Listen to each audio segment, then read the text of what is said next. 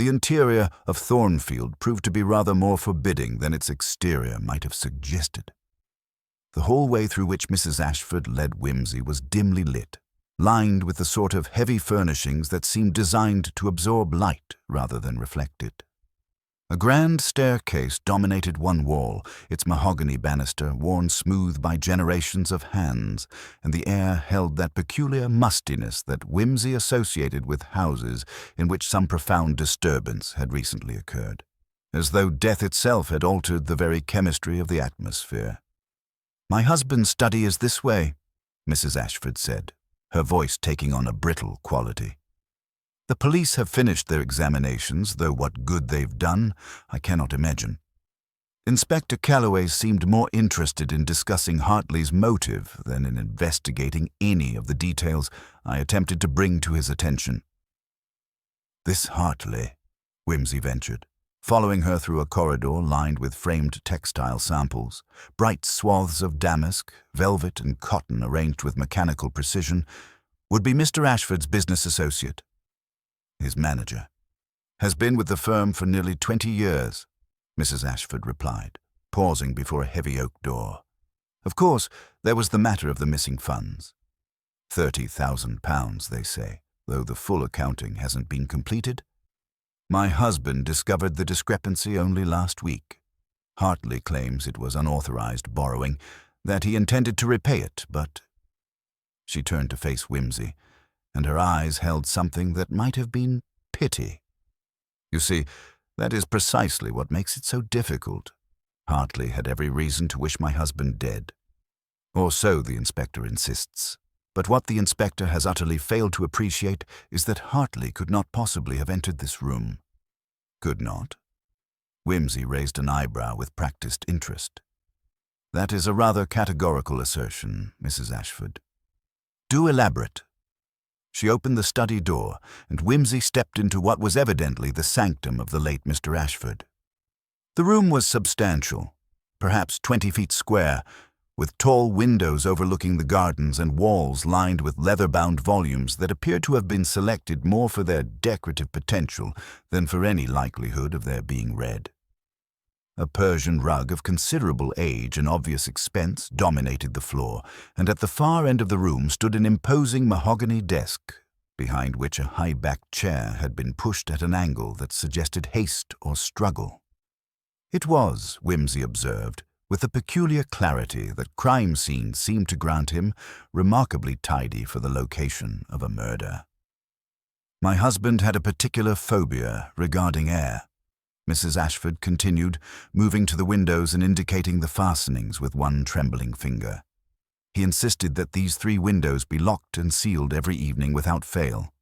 Winter or summer, locked and sealed. He suffered from what his physician termed constitutional delicacy of the lungs, though I have always suspected it was more psychological than genuine. In any case, the windows are locked. They were locked when the body was discovered this morning." "And the door?" Whimsy inquired, moving to examine the lock with more than casual interest. It was a substantial mechanism, brass and well-maintained, of the sort that would require considerable force to breach without the proper key. "Locked from the inside," Mrs. Ashford confirmed. "My husband retired at 10 o'clock last evening.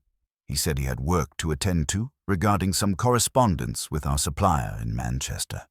He took supper in here, cold meat and cheese, which Mrs. Brennan brought to him at 9. At 11:30 I heard him moving about overhead in his dressing room, which adjoins this study. The connecting door's there." She indicated a narrow door set into the oak paneling. "I went to bed shortly after midnight. This morning at 7 o'clock, when he failed to appear for breakfast, I asked his valet, Roberts, to wake him. Roberts found the door locked and received no answer to his knock. After attempting unsuccessfully to rouse him for nearly 10 minutes, he came to fetch me. We obtained a key, opened the door, and—" She paused, her voice catching slightly. "And my husband was slumped in his chair, quite dead. There was a small glass beside him that had contained what the doctor presumed to be brandy. It is suspected he poisoned himself, or rather, was poisoned." Whimsy moved slowly about the room, his eyes taking in details with the patient methodology of a man who had learned that murder rarely concerned itself with obviousness. The desk was orderly, its surface displaying nothing more than a blotter, an inkwell, a pen, and a leather desk calendar. The Persian rug, he noted, bore no signs of disturbance. The books on the shelves appeared untouched. And yet, and this was what arrested his attention most particularly, there was something about the arrangement of objects that suggested either obsessive-compulsive ordering or the calculated mise-en-scène of someone attempting to create an impression of absolute normalcy. "Where?" Whimsy asked, turning back to Mrs. Ashford with an expression of polite inquiry. "Does one typically find the mittens? Did your husband keep them on his person, or were they disposed of elsewhere?" "He would remove them when he sat down to work," Mrs. Ashford explained. "He had a small side table, just there beside his chair, where he would place them during the evening. They would be sitting there when I said good night to him at 10 o'clock. But this morning, when Roberts and I entered the room, they were gone." Whimsy moved to the side table in question, a delicate mahogany affair that seemed rather incongruous in such a masculine space. Its surface was bare, entirely bare, he noted, save for a faint rectangular impression in the dust that suggested something had been removed from it quite recently. "How very extraordinary," he murmured, more to himself than to Mrs. Ashford. "How very extraordinary indeed. And no one in the household thought to mention this detail to the inspector." "I did," Mrs. Ashford said with some asperity. He laughed. He actually laughed, Lord Peter, and said that grieving wives often became obsessed with trivial details. He seemed to think I was distraught beyond rational thought. Whimsy, whose experience of inspectors and their variable competence was extensive, felt his lips twitch slightly in what might have been sympathy, or might have been something approaching amusement. He crossed to the chair behind the desk and, maintaining a respectful distance from the scene itself, observed the position in which the body must have been discovered. The chair faced the desk and the windows beyond, offering an excellent view of the gardens and, more significantly, the drive through which Whimsy had himself recently passed. "Mrs. Ashford?" he said, turning back to her with an expression of elaborate casualness. "I should very much like to speak with the household staff, beginning with Roberts, your husband's valet. I'm also going to require a small cup of tea and, if it would not prove imposing upon your grief, permission to remain here this evening. I suspect that what has occurred at Thornfield is considerably more intricate than the inspector has yet appreciated. And as for your husband's mittens, well, I should not be at all surprised to discover that they are, in fact, the very key to understanding how he came to be dead." Roberts materialized within 15 minutes of Mrs. Ashford ringing for him, emerging from the servants' quarters with the peculiar deference of a man whose professional existence had been defined by the careful management of other people's expectations. He was perhaps 60, Whimsy judged, with the sort of bearing that suggested either military service or an institution that had taught him to suppress any indication of personal sentiment. His face was blank, professionally, almost aggressively blank, though his eyes possessed that quality of suppressed anxiety that Whimsy had come to recognize in household staff confronted with the intrusion of official investigation. "Lord Peter would like to ask you some questions regarding last evening," Mrs. Ashford said, her tone suggesting that she was conferring a favor upon Roberts rather than imposing an obligation. "Please answer him with complete candor." Whimsy gestured toward one of the leather wing-back chairs that flanked the study's fireplace, an invitation that Roberts accepted with visible reluctance. The valet perched upon the edge of the seat as though the furniture itself might prove unreliable, his hands folded with geometric precision upon his lap. "I understand you were the last person to see Mr. Ashford alive," Whimsy began, settling into the opposing chair with the sort of relaxed confidence that generally encouraged witnesses to speak more freely than they might otherwise have done. "You brought his supper at 9 o'clock, I believe. Tell me, what was your impression of his demeanor?" "Mr. Ashford was in excellent spirits, sir," Roberts replied. his voice bearing the cultivated accent of a man who had learned to mimic the speech patterns of his employers. He remarked upon the quality of the cold meats. Mrs. Brennan had prepared them fresh that morning. He mentioned that he anticipated completing his correspondence by 11 o'clock, perhaps earlier, and that he intended to retire at his usual hour. Did he seem troubled in any way? Whimsy pressed. Any indication that he was concerned about business matters or personal difficulties? Nothing of the sort, sir. Mr. Ashford was, if I may say so, remarkably placid. He had perhaps taken a glass of sherry with his supper. Mrs. Ashford would not have approved of spirits taken in the study, but when the mistress was not present— Roberts trailed off, seeming to recognize the implications of what he had begun to suggest. "Quite," Whimsy murmured, filing this detail away. "And the mittens, I understand he was wearing them when you entered the study." "Yes, sir. Mr. Ashford invariably wore them during the evening hours. He would remove them when seated at his desk, placing them upon the side table. I observed him do so at approximately 9:15, once he had finished consuming his supper." "You observed him place them there?" Whimsy's tone remained casual, but his eyes had acquired a peculiar intensity.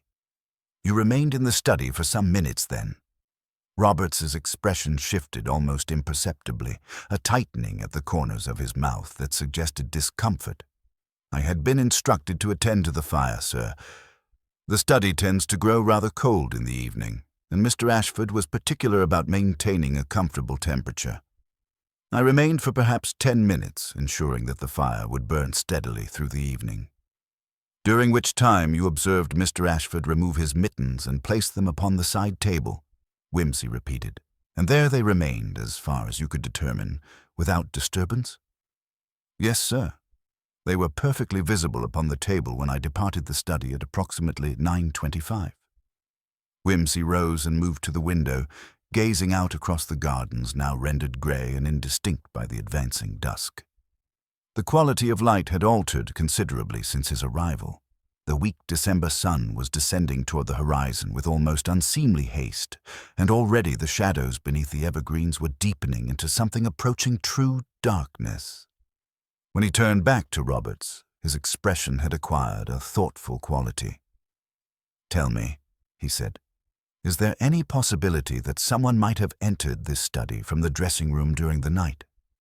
The connecting door, is it typically locked?" Roberts's composure, which had remained largely intact throughout the preceding questions, fractured noticeably. His jaw tightened, and a faint flush crept up his neck. The sort of physiological response that Whimsy had learned indicated either guilt or, more commonly, knowledge of something that the speaker believed ought to remain concealed. "The connecting doors kept locked, sir," Roberts said carefully. "Mr. Ashford was very particular about maintaining the separation between his study and his dressing room. He kept the key in his waistcoat pocket at all times. I was not permitted to possess a duplicate." "Yet someone," Whimsy observed mildly, "managed to remove the mittens from that locked room without disturbing anything else. Someone who had access to the study, who knew the room intimately, and who understood the precise arrangement of your employer's evening routine." He paused, allowing the implications of this to settle over Roberts like a particularly cold fog. "Unless, of course, the mittens were removed before the study was locked." "I cannot speak to that, sir," Roberts replied, his voice barely above a whisper. "No," Whimsy agreed, "but I suspect someone can. Tell me, did you encounter anyone in the corridors last evening after you departed the study? Anyone moving about the house at an unusual hour?" Roberts's hands unclenched slightly, then reclenched. I heard footsteps in the corridor past midnight, sir. I had risen to attend to a small matter in the servants' quarters, and I encountered—" He hesitated, seeming to wage some internal battle. "I encountered Miss Eleanor Ashford, sir, Mr. Ashford's daughter. She appeared to be returning to her room from somewhere within the house. It was not my place to inquire as to her movements." "No," Whimsy said softly. "I imagine it was not. But it is, I suspect, very much my place to do so. Is Miss Eleanor available at present? I should very much like to make her acquaintance." Eleanor Ashford received Whimsy in the morning room, a space that seemed designed to encourage the sort of refined melancholy that Whimsy associated with women of a certain class, confronted with the necessity of demonstrating appropriate grief. She was perhaps 28, he judged, with her mother's bone structure and her father's grey eyes, though where Mrs. Ashford's gaze had held desperation, Eleanor's held something considerably more complex, a mixture of calculation, wariness, and something that might have been relief, though it was carefully masked beneath an expression of suitable distress. She rose when Whimsy entered, her black dress rustling with the sort of authenticity that suggested it had been hastily assembled rather than maintained in perpetual readiness for widowhood. Her hands trembled slightly as she gestured toward a settee, a gesture that might have indicated genuine emotional turbulence, or might have indicated nothing whatsoever, depending entirely upon one's willingness to believe such surface presentations. "Mrs. Ashford mentioned that you wished to speak with me," Eleanor said, her voice carrying the cultured tones of someone educated at considerable expense. "Though I confess I cannot imagine how I might be of assistance. I was in my room all evening. I retired early. I had a headache." "How very inconvenient," Whimsy observed, settling into the offered seat with deliberate casualness. "Headaches are such tedious afflictions, are they not? Though I am told they frequently require one to seek various remedies throughout the house at irregular hours. I wonder, did yours necessitate such perambulation?" Eleanor's expression flickered, barely perceptibly. But Whimsy had learned to read such minute alterations in facial musculature with the precision that a musician might read sheet music. She had, he realized, not expected Roberts to have mentioned their encounter in the corridor. The knowledge had arrived to her like an unwelcome surprise, and her mind was now racing through the implications of this revelation. "Yes," she said finally, abandoning the pretense with what Whimsy found to be admirable pragmatism. "I did venture downstairs. My headache had worsened, and I recalled that Mother keeps a particular tonic in the morning room. I did not think it necessary to trouble anyone by ringing." "Of course not," Whimsy agreed affably. "Though I confess I am curious as to the precise timing of this expedition. Roberts encountered you in the corridor past midnight, which would suggest that your search for remedies was conducted at rather an advanced hour. At what time precisely did you retire to your room?" "I should think around 11 o'clock, Eleanor replied, and Whimsy noted that her fingers had begun to worry at the fabric of her skirt, a gesture that indicated stress, though whether it was the stress of deception or merely the stress of being interrogated remained to be determined. "My headache was quite severe. Severe enough to necessitate wandering the corridors past midnight in search of a tonic," Whimsy mused, "and yet not so severe that you sought assistance from your mother, who surely would have possessed keys to the medicine cabinet or knowledge of where such remedies might be kept. That suggests either considerable independence of spirit or considerable desire to avoid drawing attention to your movements. Which would you say applies?" Eleanor's jaw tightened. She stood abruptly and moved to the window, gazing out across the gardens with an intensity that suggested she found the view considerably more worthy of her attention than the conversation being conducted behind her. "My relationship with my father was complicated," she said quietly. "That is not a secret in this house, though I doubt it is something Mother has chosen to explain to you. For the past 3 years, I've been engaged to a man of whom Father did not approve. Charles Pemberton. He is a solicitor's clerk, and Father considered him beneath our station. We have been conducting our courtship in secret, meeting whenever circumstances permitted." "And last evening," Whimsy interjected, his tone remaining gentle, but his attention sharpened considerably. "Those circumstances permitted another meeting?" "Charles came to the house," Eleanor admitted, turning back to face him. "It was foolish, terribly foolish, but we were becoming desperate. Father had begun to speak of sending me to stay with relatives in Scotland, a sort of enforced exile. Charles thought that if we could present Father with a fait accompli, if we were to elope, perhaps Father would eventually accept the situation. We arranged for Charles to meet me in the library at midnight. We intended to leave together." "But you did not leave," Wimsey observed. "No. Charles never appeared. I waited until nearly 1 o'clock, and then I returned to my room. I assumed he had lost his nerve, or perhaps that the house was too well guarded for him to gain entrance without detection. I have been worried sick about what might have occurred to him, but with Father's death—" She trailed off, seeming to recognize the implications of what she had been saying. "Your father's death conveniently removes the primary obstacle to your marriage," Wimsey said mildly. "How remarkably fortuitous. And yet I suspect there is considerably more to your narrative than you have thus far conveyed. For instance, did you encounter your father at any point during your nocturnal wanderings? Did you observe anything unusual about the study or the dressing room?" Eleanor's face had gone quite pale. "I did not enter the study. I went only to the morning room and back." "That may be true," Wimsey conceded, "though I find myself wondering whether you might have observed something in passing, perhaps through a partially open door or by way of the corridor window that overlooks the terrace. Something that, in the confusion following your father's death, you might have neglected to mention?" Eleanor returned to her seat and sank into it as though her legs could no longer support her weight. When she spoke, her voice had diminished to barely above a whisper. "The study door was open. I'm almost certain it was open when I passed, and I thought I heard voices. But I was so anxious about Charles, so focused on my own concerns, that I did not pay proper attention. I told myself I had imagined it." "But you had not imagined it," Wimsey said, "and it was not a question. You had heard your father speaking with someone who should not, by all rational expectation, have been in that locked study at all."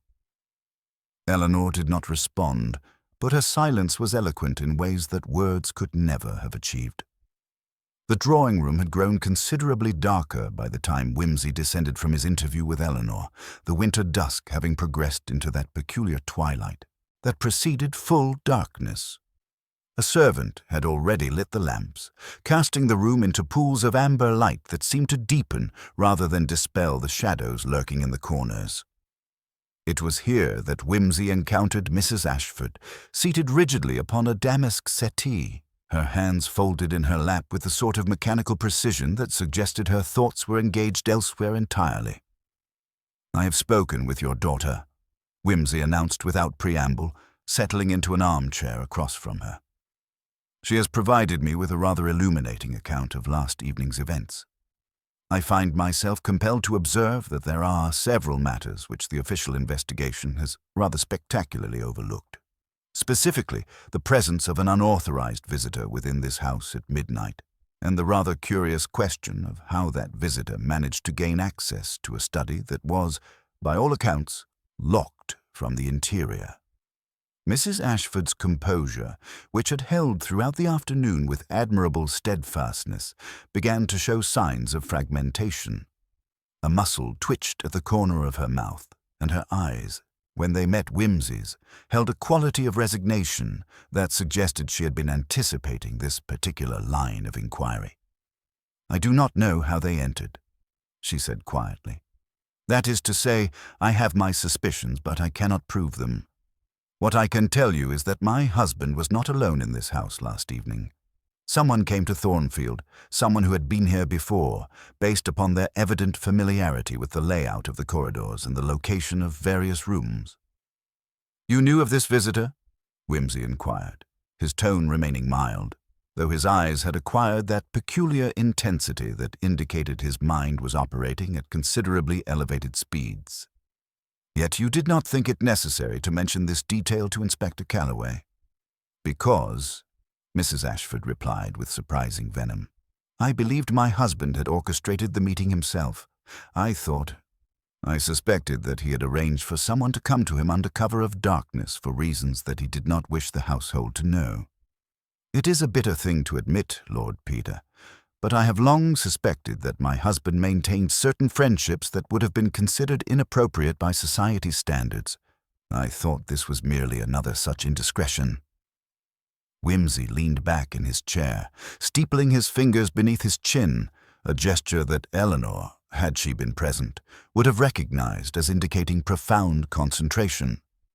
The question of how an unauthorized visitor had managed to enter a locked study was not, he had to admit, a trivial one.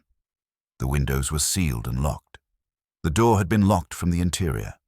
The only other means of access was the connecting door from the dressing room, and that required a key that was allegedly kept upon Mr. Ashford's person at all times. Unless, of course, it was not. "I require," Whimsy said abruptly, "to examine your husband's dressing room immediately. And I should also like to speak with the household staff regarding a matter of considerable importance. Specifically, I wish to know whether anyone observed your husband entering or leaving his dressing room at any point after 9 o'clock last evening." Within 20 minutes, Whimsy found himself standing in the late Mr. Ashford's dressing room, a space that was considerably more intimate than the study had been. The walls were papered in a rich damask pattern, and the furniture, a wardrobe of impressive dimensions, a dressing table, and a narrow bed upon which presumably Mr. Ashford occasionally rested, was arranged with the sort of careful attention to detail that suggested either personal fastidiousness or the ministrations of a valet with particular standards. It was Roberts who had ushered him into the space, and it was Roberts who remained hovering near the doorway, his expression suggesting that he would vastly prefer to be almost anywhere else. "The connecting door," Whimsy said, indicating the narrow oak door that separated this room from the study. "It is locked, I presume?" "Always, sir. Mr. Ashford kept the key in his waistcoat pocket." Whimsy examined the lock with meticulous care, running his fingers along the mechanism with the precision of a man who understood the intimate mechanics of such devices. What he found proved instructive. The lock was well maintained, certainly, but the metal surrounding it bore faint scratches, the sort of marks that might have been created by the application of considerable force, or, alternatively, by the careful manipulation of a key that did not precisely fit. "Tell me, Roberts," Whimsy said, straightening and turning to face the valet directly, "did you ever have occasion to request a key to this door? Perhaps for purposes of maintenance or to facilitate your duties as valet?" Robert's face had assumed a rather startling shade of pallor. "No, sir. Mr. Ashford was explicit in his instructions that I was never to possess such a key." "And yet," Whimsy pressed, "I suspect someone within this household did possess one. Someone who had access to Mr. Ashford's keys, or who had managed to have a duplicate fashioned at some point in the past. Someone, moreover, who understood the precise nature of your employer's evening routine and who knew precisely when he would be seated at his desk, alone and potentially vulnerable." The implication hung in the air between them like a particularly noxious fog. Roberts, Whimsy observed, had begun to tremble slightly, not the theatrical trembling of an innocent man confronted with terrible accusations, but rather the genuine physiological response of someone who had just realized that his careful maintenance of professional discretion had proven entirely insufficient to protect him from uncomfortable truths. "There is something else," Whimsy continued, moving to examine the wardrobe, "that I should very much like to know. When your employer's body was discovered this morning, was he still wearing his waistcoat?" Roberts's response was not immediate. He stood in the doorway for a prolonged moment, his jaw working as though he was struggling with some internal conflict of considerable magnitude. When he finally spoke, his voice had taken on a peculiar quality, not quite defeated, but rather as though he had arrived at some point of decision and was now committed to following its consequences wherever they might lead. "He was not wearing his waistcoat, sir," Roberts admitted. "When we discovered the body this morning, Mr. Ashford was in his shirt sleeves. His waistcoat had been removed and was draped across the back of the desk chair. I thought nothing of it at the time. He occasionally removed his waistcoat when working, particularly if the fire was burning warmly. But you are suggesting that someone removed the waistcoat in order to gain access to the key," Whimsy finished, "which would imply that the key was taken from the waistcoat prior to your employer's death and utilized to gain entry to this room and subsequently to the study. A remarkably economical crime from a logistical standpoint. One key, removed from its owner, used to facilitate entry, and then, what, replaced or destroyed? I do not know, sir, Roberts said, and there was genuine distress in his voice now. I assure you, I had nothing to do with whatever occurred last evening. I have served Mr. Ashford faithfully for 15 years. I do not believe you did, Wimsey said, and his tone suggested genuine sympathy, though I suspect you are aware of something that you have been reluctant to divulge. Something that seemed unimportant at the time, or perhaps something that you believed would reflect poorly upon the household. Tell me, Roberts, in the 15 years you have served Mr. Ashford, have you ever observed him to remove his waistcoat voluntarily while working in his study? Roberts hesitated, and in that hesitation lay the answer that Wimsey had been seeking. On one occasion, sir, approximately 6 months ago, a gentleman came to visit Mr. Ashford in the study. I do not know how he gained entry, as I had not admitted him through the front door. I presumed he had arrived by way of the terrace. Mr. Ashford seemed agitated. He removed his waistcoat and asked me to leave the room. I heard raised voices, though I could not discern what was being said. And did this gentleman ever visit Thornfield again? Not to my knowledge, sir, though there were several occasions upon which Mr. Ashford received letters bearing an unfamiliar hand. He would read them with considerable tension, and he often seemed preoccupied for several days afterward. Wimsey moved to the window and gazed out across the darkened gardens, his mind clearly engaged in that peculiar process of organization and synthesis that Eleanor had witnessed earlier. The pieces were beginning to cohere, though they did so in a pattern that was considerably more complex and considerably more damning than the simple narrative that Inspector Calloway had apparently accepted.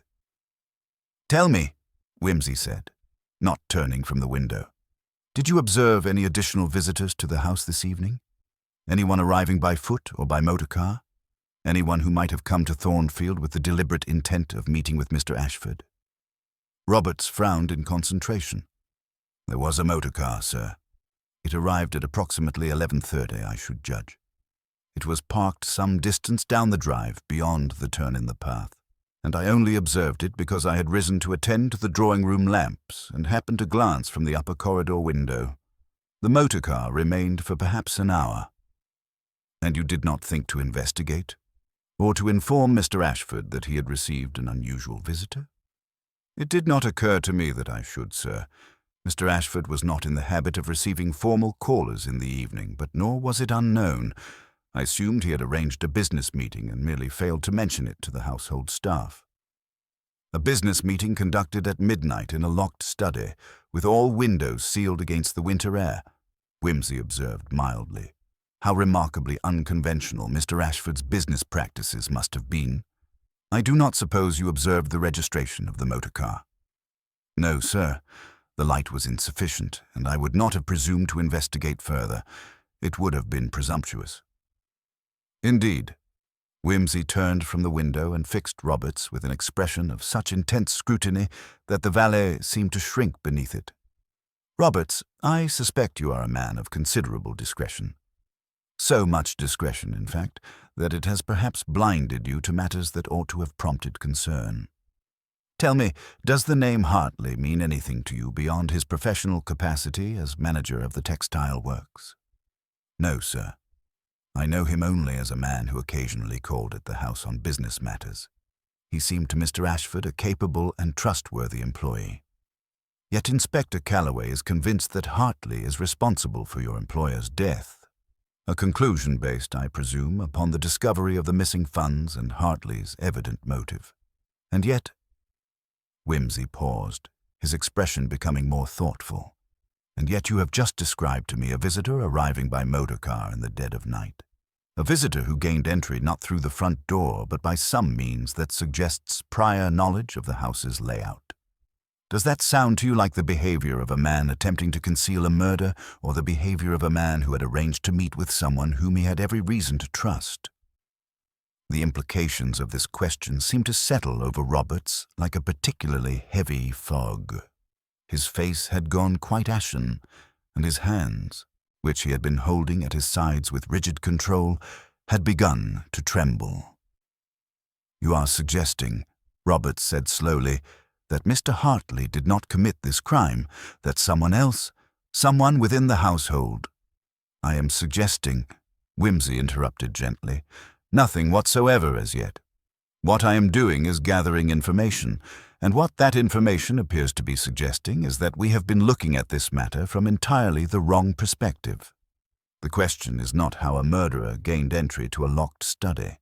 The question is why someone went to such considerable trouble to make it appear that they had." By the time Whimsy had concluded his interview with Roberts and descended to the dining room for an admittedly meager supper, the house had taken on that peculiar quality of tension that seemed to permeate Thornfield whenever the ordinary routines of domestic life were disrupted by violent death. The servants moved about their duties with mechanical precision, their eyes carefully averted from one another, and the air itself seemed to vibrate with unspoken knowledge and carefully suppressed anxiety. Mrs. Ashford had taken her meal in her room, pleading exhaustion, while Eleanor had requested a tray in the morning room, having apparently decided that solitude was preferable to the strained civility of shared dining. This left Whimsy alone in the cavernous dining room, contemplating a rather indifferent lamb cutlet and allowing his mind to traverse the peculiar geography of the crime that had been committed within Thornfield's walls. The facts, as they had thus far emerged, were these. Mr. Ashford had been poisoned in a locked study, with access apparently secured by means of a key that had been in his possession. Yet that same key had somehow been removed from him prior to his death, utilized to facilitate unauthorized entry from the dressing room, and then, what? Returned to his person. Destroyed. The middle of this logical sequence remained frustratingly opaque. It was the mittens, however, that continued to occupy the central position in Whimsy's thoughts.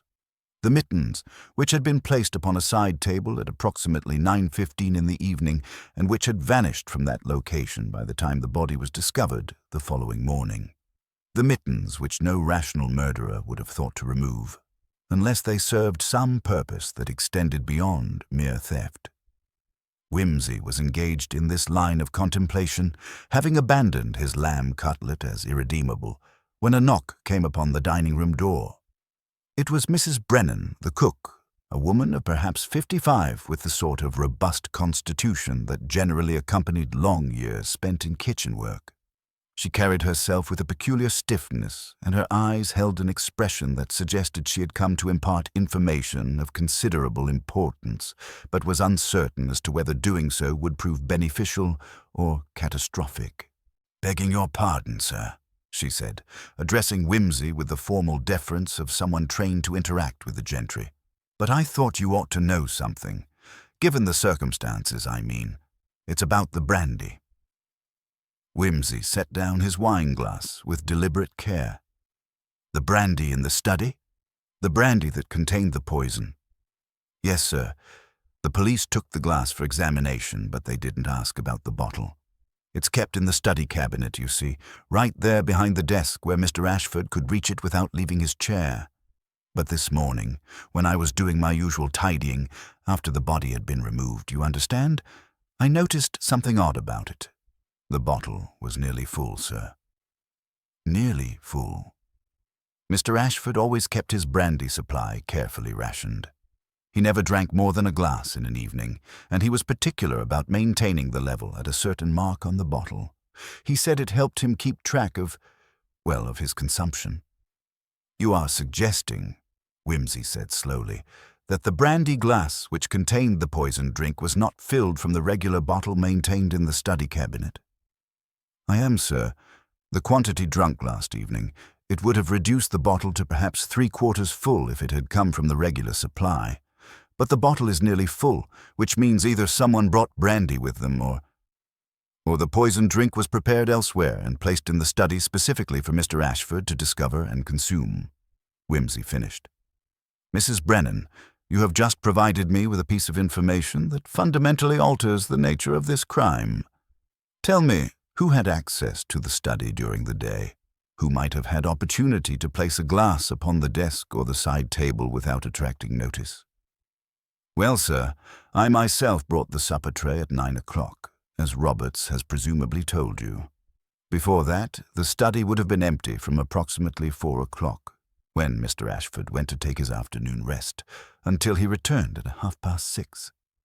During those hours, the room would ordinarily be cleaned by Mary, the second housemaid. She dusts and tidies every afternoon at that time. A new possibility began to crystallize in Whimsy's mind, a possibility that was at once more elegant and considerably more disturbing than anything he had previously entertained. If the poisoned brandy had been placed in the study prior to Mr. Ashford's arrival, then the entire question of how the murderer had gained entry to a locked room became fundamentally irrelevant. The crime would not have required a visitor at all.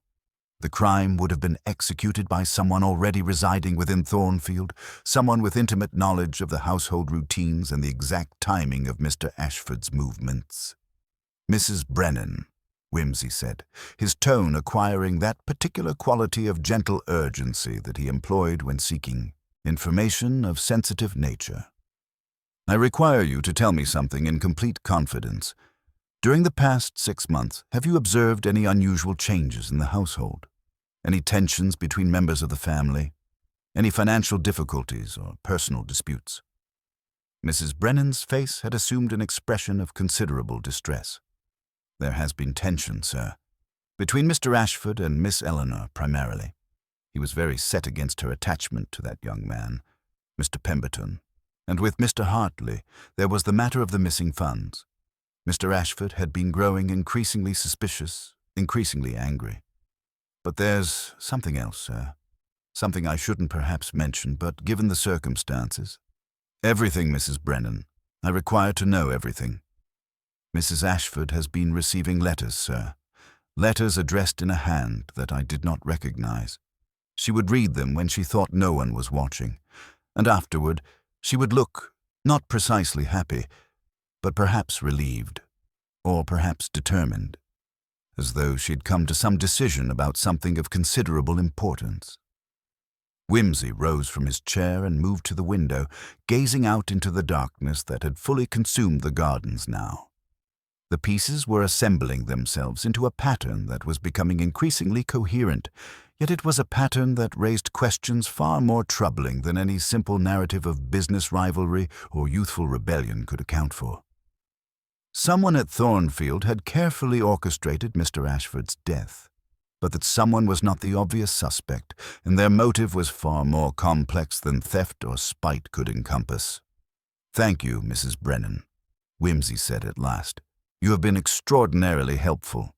I wonder now if you might do me one final service.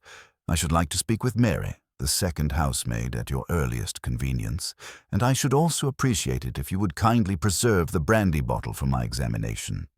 Do not clean it, do not allow it to be moved, and do not mention its existence to anyone else in this house."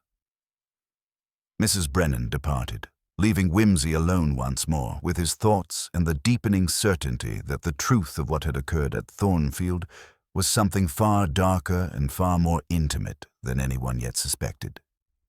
Mary proved to be a nervous creature of perhaps 22, with the sort of anxious demeanor that suggested she lived in constant fear of committing some minor infractions of household protocol that would result in summary dismissal. She was ushered into the library by Mrs. Brennan at 9:30, and she twisted her apron between her fingers with such violence that Whimsy feared she might tear it entirely before he had managed to ask a single question. "Please, Mary," Whimsy said gently, gesturing toward a chair. "Sit down. I assure you that you are not in any sort of trouble. I am merely attempting to gather information regarding the circumstances of Mr. Ashford's death. You need only answer my questions truthfully, and I shall be entirely satisfied." Mary sat, perching upon the edge of the chair as though prepared to leap away at the slightest provocation. "I don't know anything, sir," she said immediately, her voice barely above a whisper. "I was only tidying the study yesterday afternoon, same as always. I didn't see anything unusual." "Tell me precisely what you did see," Whimsy instructed. "Walk me through your afternoon. What time did you enter the study? At 4:30, sir, just as always. Mr. Ashford had gone to rest, and the room was empty. I dusted the bookshelves first, and then I attended to the furniture. The carpet needed sweeping, so I attended to that as well. And the desk? Did you tidy the surface? Mary hesitated, and in that hesitation lay something that caused Whimsy's attention to sharpen considerably. I did, sir, but there was something already there. On the desk. A glass, sir. An empty brandy glass. It seemed odd because Mr. Ashford never leaves glasses about the study. He's very particular about such things. Mrs. Ashford would scold him if he did, and he was always careful to remove them immediately after use. And what did you do with this glass? Whimsy pressed. I took it to the kitchen, sir. I showed it to Mrs. Brennan, and she seemed rather surprised by it. She told me to wash it and return it to the study cabinet immediately. I did so without mentioning it to anyone else. Did you observe anything else unusual? Any sign that someone other than the household staff had been in the study? Mary shook her head emphatically. No, sir. The room was perfectly orderly. Nothing was disturbed. And the side table, Whimsy continued, the small table beside Mr. Ashford's chair, did you observe anything upon it? There were mittens there, sir. Red wool mittens. I noticed them because it seemed odd to have them placed so precisely in the center of the table, as though someone had deliberately positioned them there. I almost moved them when I was dusting, but I didn't want to disturb them in case it would displease Mr. Ashford. Whimsy stood abruptly and began to pace the length of the library, his mind working through the implications of what Mary had just revealed. An empty brandy glass left upon the desk in the afternoon. Mittens positioned with deliberate precision upon the side table. The pattern was becoming increasingly evident, and it painted a picture of remarkable premeditation. Mary, Whimsy said, turning back to face her, I want you to think very carefully before you answer this question. When you returned the glass to the study cabinet, was the brandy bottle inside the cabinet? And if so, what was the level of brandy within it? Mary's face had gone quite white. The bottle was there, sir, and it was nearly full. I remember being surprised by that, because Mr. Ashford usually keeps it at a certain level. Mrs. Brennan noticed it too. She remarked that he must have been drinking more than usual. Thank you, Mary, Whimsy said, his voice taking on a peculiar quality of satisfaction. You have been extraordinarily helpful. I should be grateful if you would return to your duties and mention nothing of this conversation to anyone. Can you do that? Mary nodded mutely and departed, leaving Whimsy alone with the architecture of a crime that was now becoming startlingly apparent in its design. The poisoned brandy had been placed in the study in the afternoon, positioned where Mr. Ashford would discover it when he arrived to work in the evening. The empty glass had been left deliberately to suggest that someone had already consumed the poisoned drink and had carelessly failed to remove it. The mittens had been positioned with equal deliberation, a detail so trivial that it would never occur to anyone to question its significance. Except, of course, that the mittens had been removed before morning. The mittens had vanished, and the only reason for that removal would have been if their absence served a specific purpose, if someone needed them to be gone in order for their plan to succeed. Whimsy moved to the study telephone and placed a call to Inspector Calloway at the Matlock police station. The inspector, when he came to the line, sounded considerably less certain of his theories than he had been that morning. I have reason to believe, Whimsy said without preamble, that Mr. Hartley may not be responsible for Mr. Ashford's death. I would appreciate it if you would make inquiries regarding Mr. Hartley's whereabouts last evening. Specifically, I should like to know whether he was in Derbyshire at all, or whether he was elsewhere at the time of the crime. Now see here, Whimsy, the inspector began, but Whimsy cut him off. I shall be in a position to provide you with a complete explanation of events within the next several hours. Until that time, I would ask that you refrain from taking any action against Mr. Hartley. What has occurred at Thornfield is considerably more subtle than simple embezzlement and revenge. The murderer is someone far closer to the victim than any outside party could possibly be. Whimsy replaced the receiver and stood for a long moment in the quiet of the library, contemplating the final pieces of a puzzle that was now nearly complete. There remained only one detail to verify, one final confirmation that would transform his hypothesis from compelling theory into irrefutable proof. And for that, he would require access to something that was currently in the possession of the police. He would require, in fact, to examine the brandy bottle with considerably more care than anyone had yet thought to employ. The morning light filtered through the windows of Thornfield with that peculiar quality of winter illumination that seemed to render everything it touched slightly unreal, as though the house and its inhabitants existed in some liminal space between ordinary reality and something altogether more theatrical. Whimsy had spent the night in contemplative solitude, allowing his mind to arrange and rearrange the facts of the case until they had assumed a configuration that was at once logical and deeply troubling.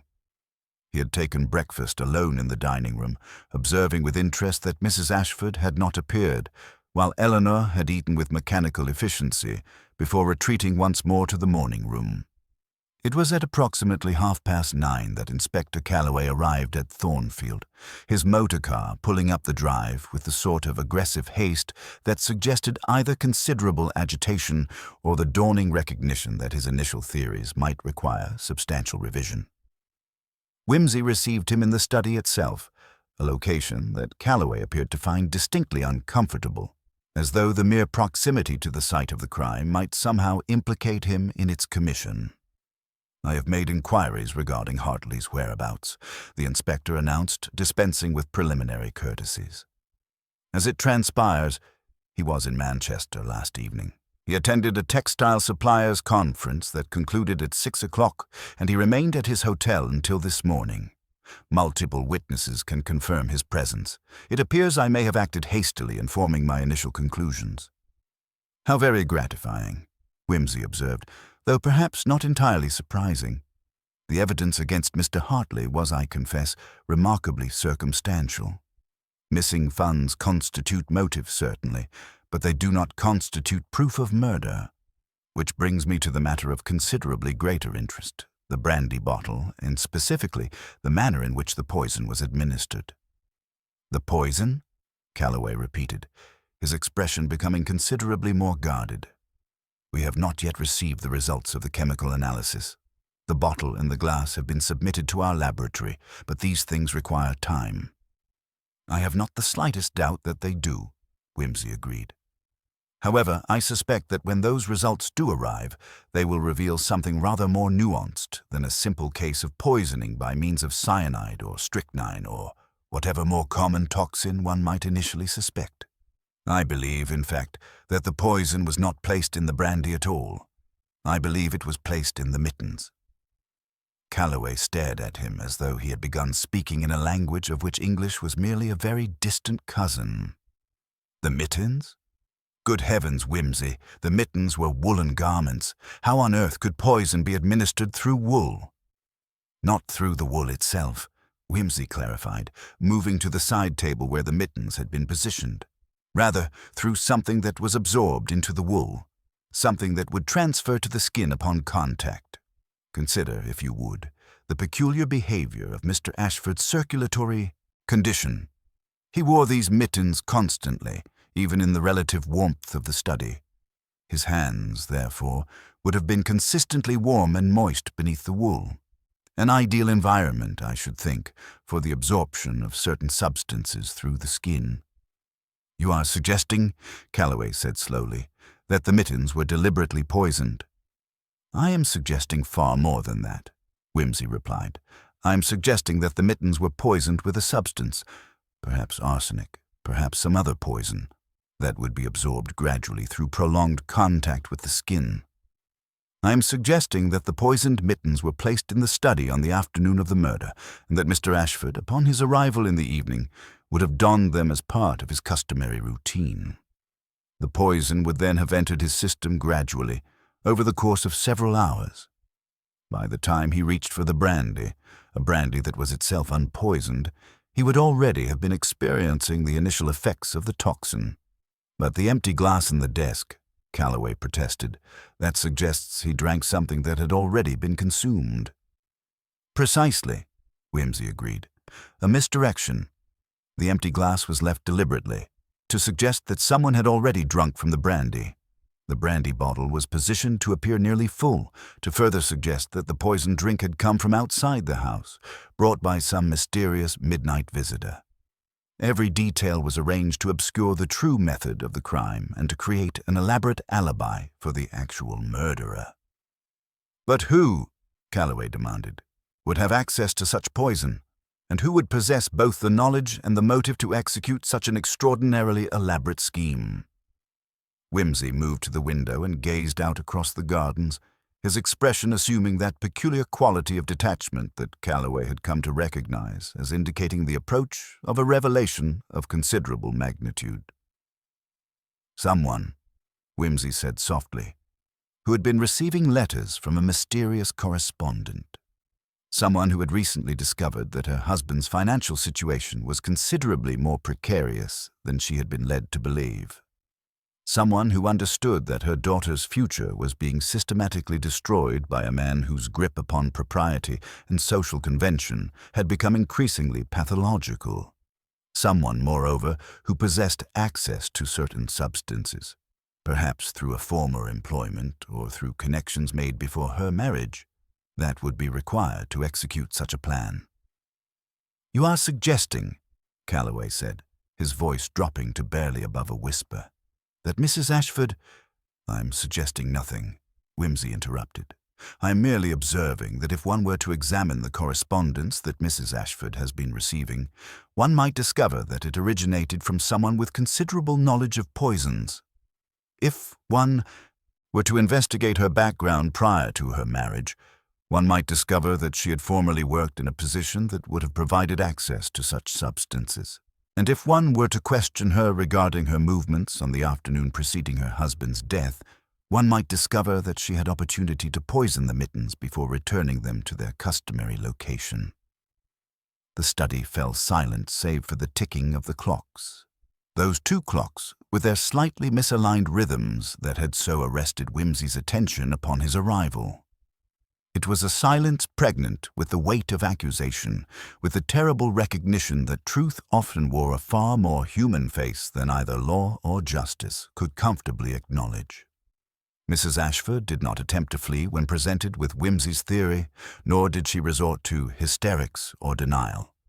Instead, she received the news of her imminent arrest with a composure that bordered upon serene, seated in the morning room with her hands folded precisely in her lap, as though she had been anticipating this moment for some considerable time and had made her peace with its inevitability.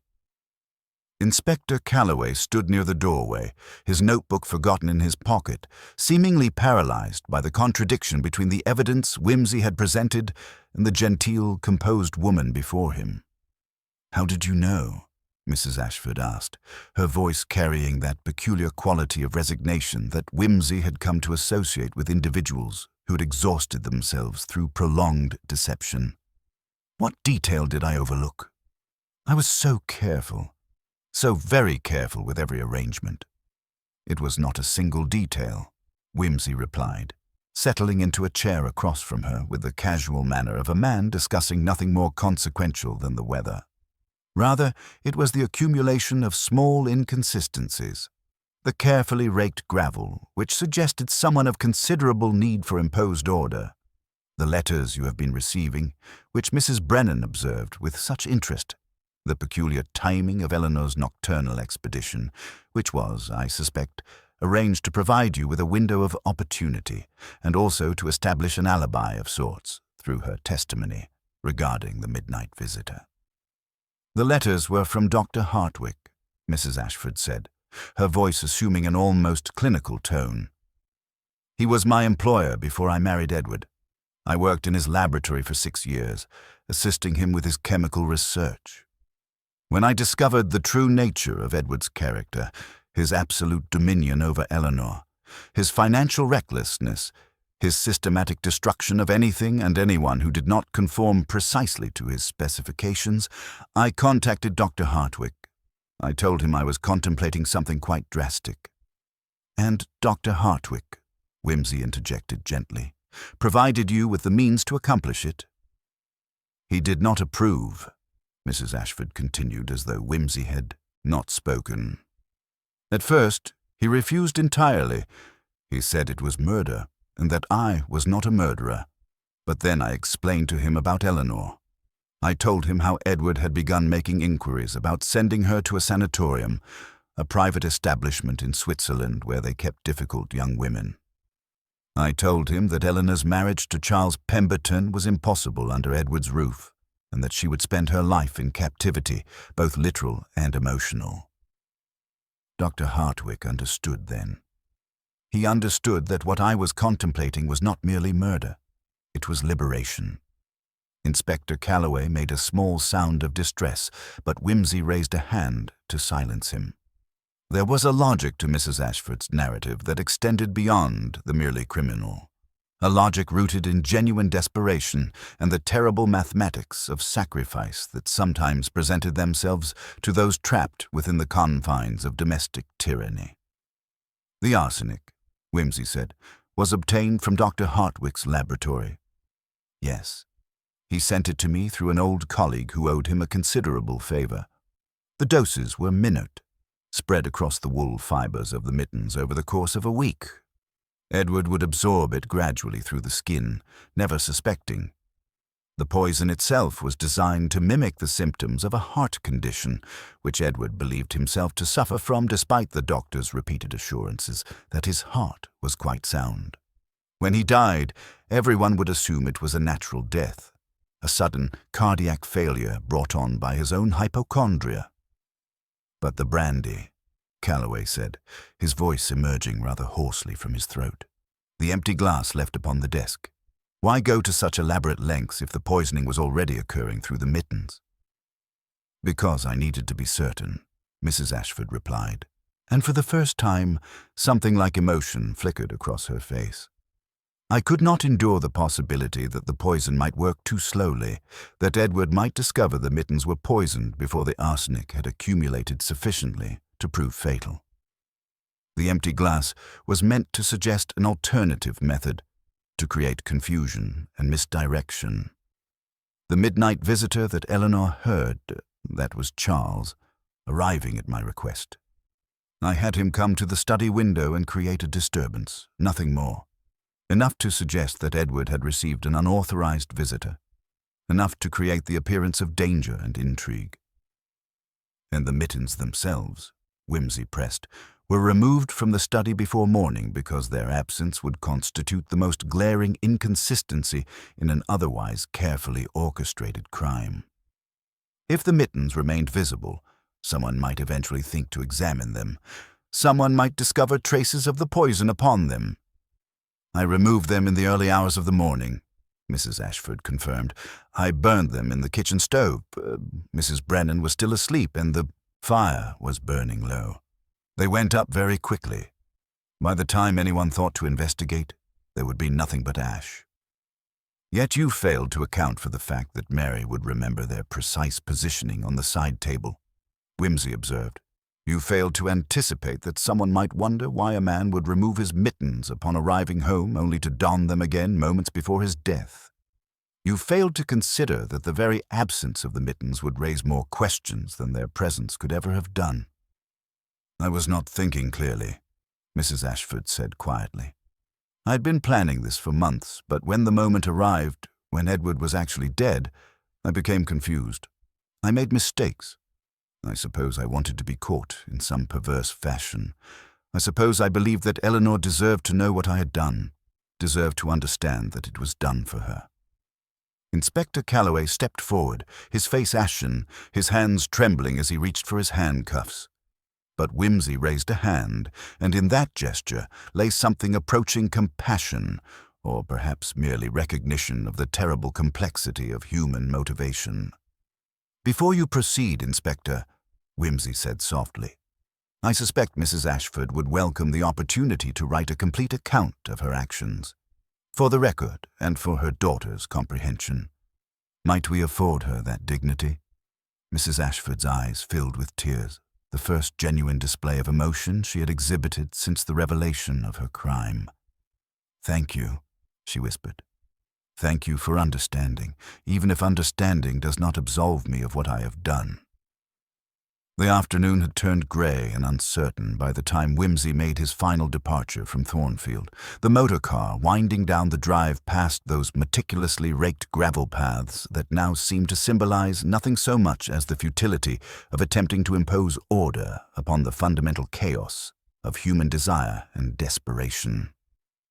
Inspector Calloway had departed an hour earlier with Mrs. Ashford, the latter maintaining her composure with admirable restraint throughout the journey to the police station.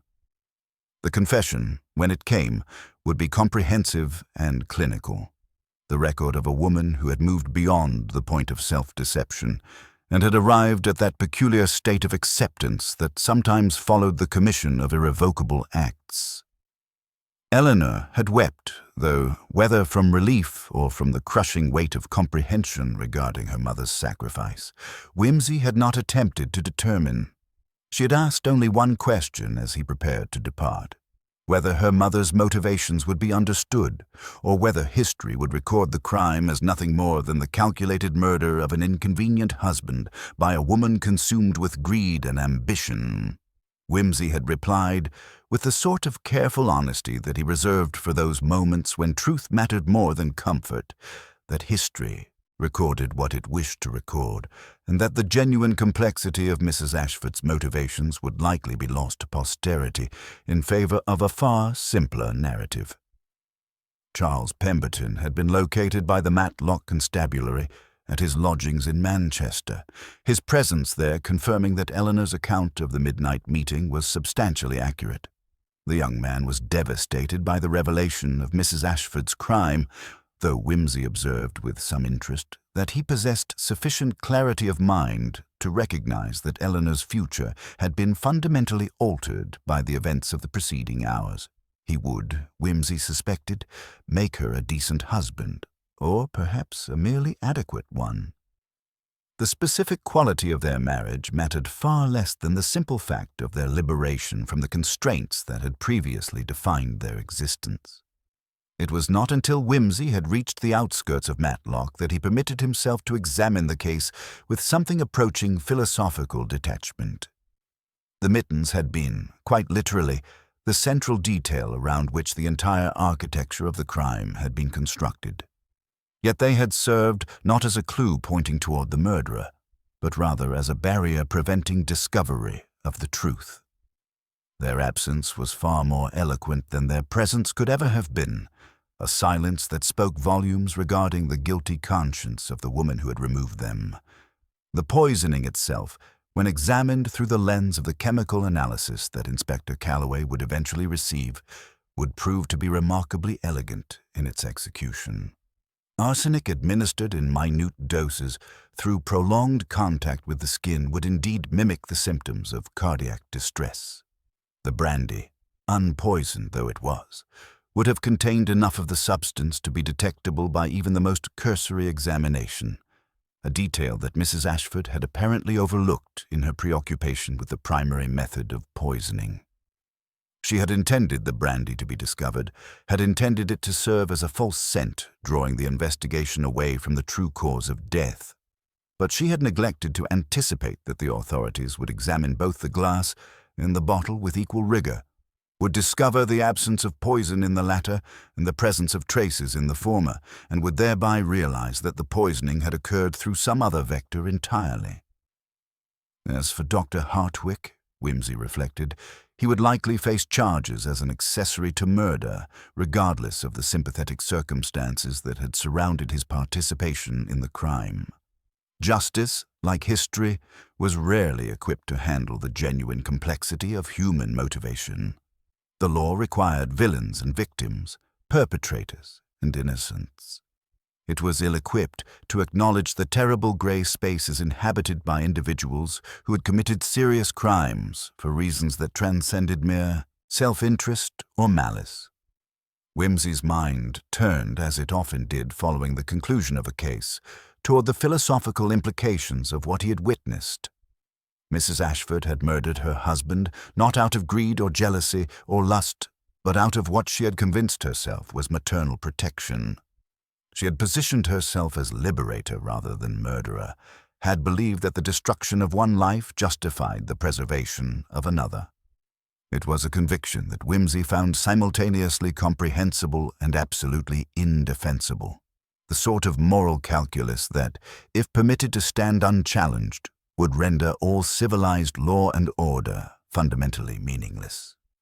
Yet as he drove through the grey Derbyshire landscape, with the December darkness gathering like an approaching army, whimsy could not quite suppress a certain sympathy for Mrs. Ashford's situation. He had encountered enough of the Edward Ashfords of the world to understand that they occupied a peculiar category of cruelty. The cruelty of men who believed themselves justified in their tyranny, who construed their domination of others as nothing more than the proper ordering of an inherently chaotic world. The fact that Mrs. Ashford had resorted to murder did not, in whimsy's estimation, fundamentally invalidate the accuracy of her assessment regarding her husband's character. By the time whimsy reached London, the case had already begun to assume that quality of dreamlike unreality that frequently attended the conclusion of his investigations. The newspapers would report it, naturally. The sordid tale of poison and domestic unhappiness would provide readers with precisely the sort of Gothic entertainment that they craved. But the genuine truth, the complicated, nuanced, morally ambiguous truth regarding why a woman had chosen to murder her husband, would be lost in the sensationalism. It was only when whimsy found himself seated in his club several days later, contemplating a rather excellent claret and a first edition of a rather obscure medieval theological treatise, that he experienced a moment of unexpected clarity regarding the entire matter. The mittens, he realized, had never truly been about the poison at all. They had been about warmth. They had been about the simple human need for comfort and security in a world that had grown progressively colder and more hostile. Edward Ashford's insistence upon wearing them despite the relative warmth of the study had not been about circulatory deficiency or health concerns. It had been about an attempt to preserve some small measure of comfort in a life that had become progressively more rigid and controlled. Mrs. Ashford, in poisoning the mittens, had attacked the very symbol of her husband's attempt to find solace. She had transformed an object of comfort into an instrument of death. There was a certain poetic justice in that, whimsy reflected, though justice, poetic or otherwise, remained wholly inadequate to the genuine complexity of what had transpired at Thornfield. He raised his glass to no one in particular and took a long, meditative sip of the claret. The case was closed. The murderer was in custody. Eleanor was free to pursue her marriage to Charles Pemberton without fear of paternal interference. By any reasonable assessment, justice had been served. Yet as whimsy gazed at the leather-bound volumes that lined the walls of the club library, he could not quite shake the sense that something essential had been lost in the process.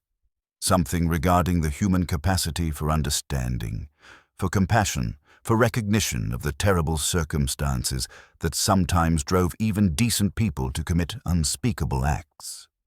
The law would never acknowledge such considerations. The law was necessarily blind to the particular and the specific, concerned only with the universal application of abstract principles. It was, whimsy reflected with characteristic irony, precisely what one ought to expect from a system created by men. He finished his claret and signaled for another, settling back into his chair with the air of a man who had done what was required of him and could now permit himself the luxury of profound philosophical doubt regarding whether doing so had accomplished anything of genuine value. Outside the club windows, London proceeded with its customary indifference to individual tragedy and criminal investigation. The city cared nothing for the fate of Mrs. Ashford, or the liberation of Eleanor, or the vindication of wrongly suspected employees. Life, as it invariably did, continued on its relentless trajectory toward whatever conclusion awaited at the terminus of existence. And Lord Peter Wimsey, having solved the mystery of the missing mittens and exposed the crime concealed within their poisoned fibers, found himself entertaining the rather uncomfortable thought that understanding a crime and preventing it were two entirely different propositions, and that he was far better equipped for the former than the latter. The end thus concludes the case of the missing mittens, wherein Lord Peter Wimsey demonstrates once more that the most elegant crimes are frequently those that exploit the observer's tendency to overlook the significance of the apparently trivial. Mrs. Helen Ashford was sentenced to life imprisonment, though she would not survive more than 3 years within the confines of Holloway Prison. Eleanor Ashford married Charles Pemberton and lived, by all accounts, a quiet and contented life in the Midlands. And the red wool mittens, having been consumed in their entirety by Mrs. Brennan's kitchen fire, passed into legend as the murder weapon that was never recovered, a detail that would perplex historians and criminologists for decades to come.